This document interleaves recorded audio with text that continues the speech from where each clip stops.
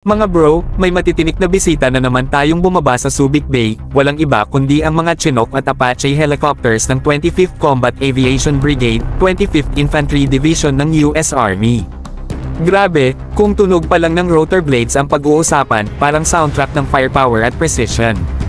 At yes, mga bro, kasali sila sa Suloknib at Balikatan 2025. Bigatin talaga, ang mga Chinook, twin engine, heavy lift legends yan na kayang maghatid ng troops, artillery, at supplies kahit sa pinakamalalayo at pinakamahirap abutin.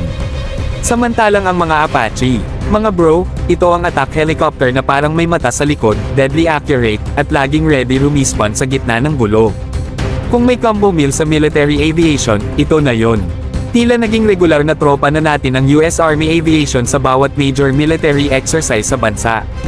Hindi lang ito tungkol sa show of force, kundi proof ng malalim na defense relationship natin with the US. At hindi lang basta-basta presence, sila mismo ang nagdadala ng mga cutting-edge platforms para sa joint training, real-time learning, at tactical interoperability. Mahalaga ang papel ng aviation support sa mga ganitong exercises. Hindi lang ito tungkol sa air dominance, kundi pati sa disaster response, troop mobility, at rapid logistics.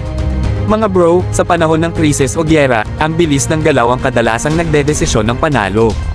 At yan ang binubuo at pinapatatag natin ngayon, sa ere, sa lupa, at sa dagat. Pero ito ang pinaka-solid, hindi lang tayo basta tumatanggap ng support. Ang mga tropa natin mismo, mga sundalong Pilipino, ay hands-on na rin sa mga training. Ibig sabihin, hindi lang tayo humahanga, natututo at nakikipagsabayan na tayo.